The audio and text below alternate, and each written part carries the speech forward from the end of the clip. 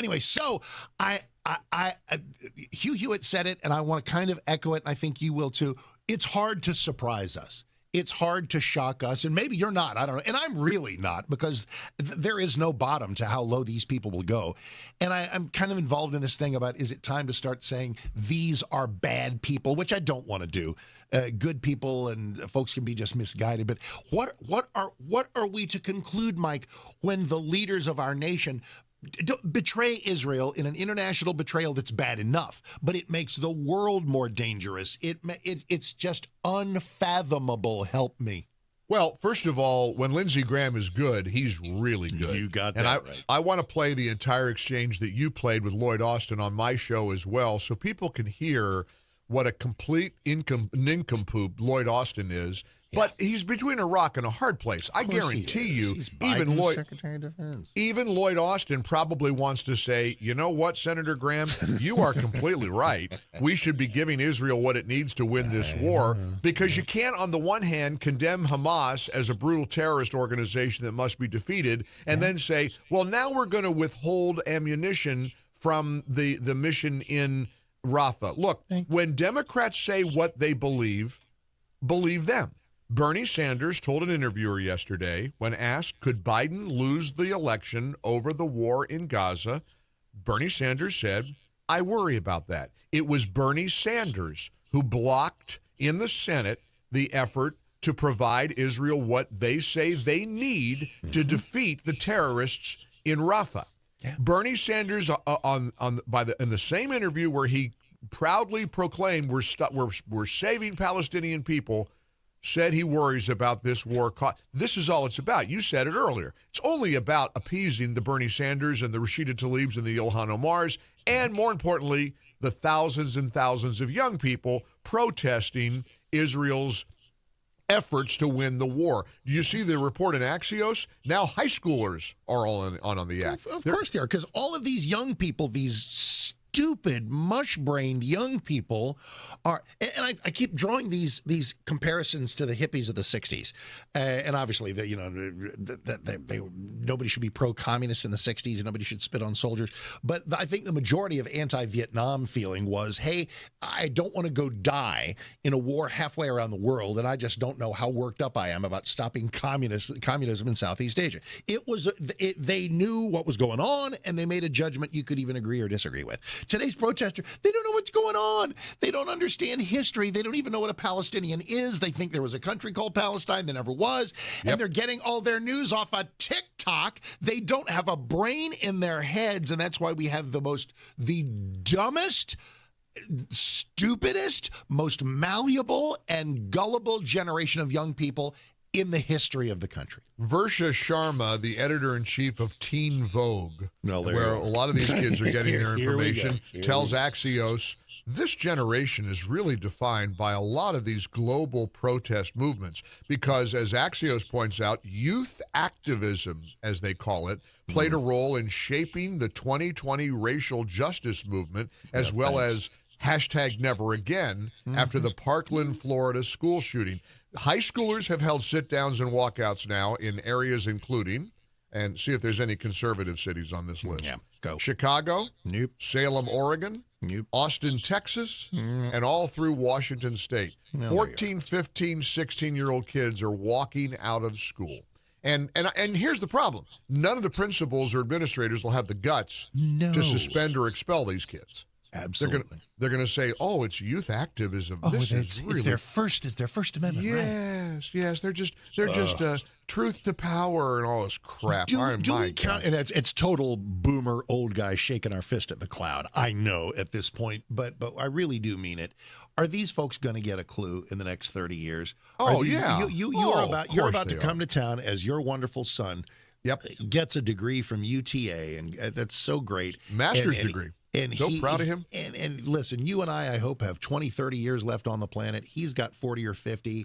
You know, is everybody gonna wise up, or should we just be racked with fear that these numbskulls and morons and idiots. And listen, I know they're fantastic. They're 19-year-olds right now signing up for the military. Hey, Barron Trump's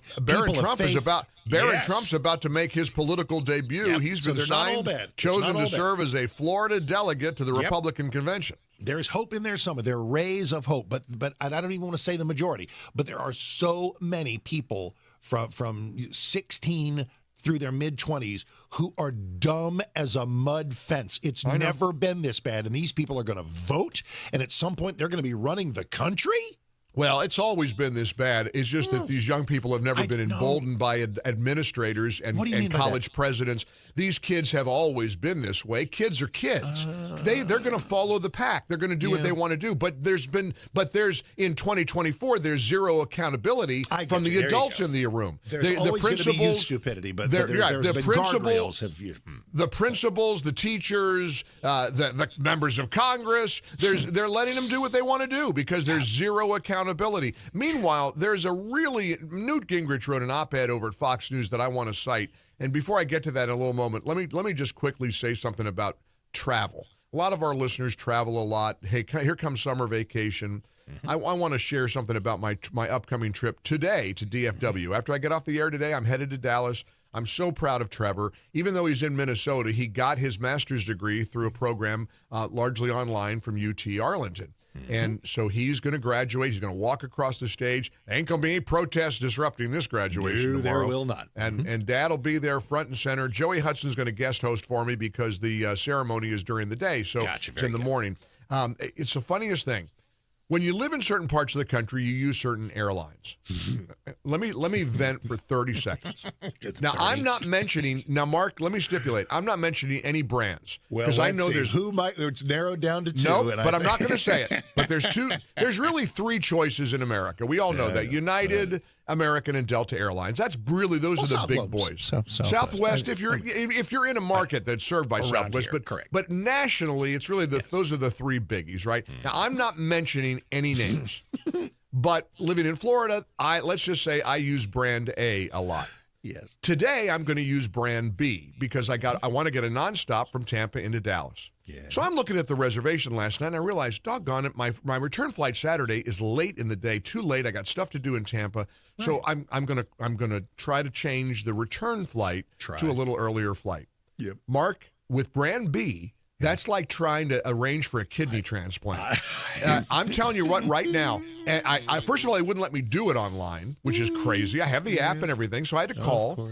Good luck calling. That's 45-minute wait. Yep. Yeah. Now, again, this never happens with brand A. I don't know why. So brand B, finally, after 45 minutes this morning, I got through to a lady. She says, "Oh, this is going to be a problem." I said, "A problem? Wow. All I want to do is, instead of the 4 o'clock flight Saturday, can you get me on the 1 o'clock flight?" Well, this is a mileage award ticket. Now, changing that is like, I'm not kidding you, trying to perform a lobotomy with chopsticks. She said, you're going to have to cancel the whole ticket. You can't just change the return. And she said, now, you're in first class on your outbound. I said, well, duh, what am I, a pilgrim on the Mayflower? Of course. Oh, wow. So I said, she says, well, if you cancel it, to redo it, you're going to lose the flights all sold out in first class. The second we cancel it, you'll lose your first class seat.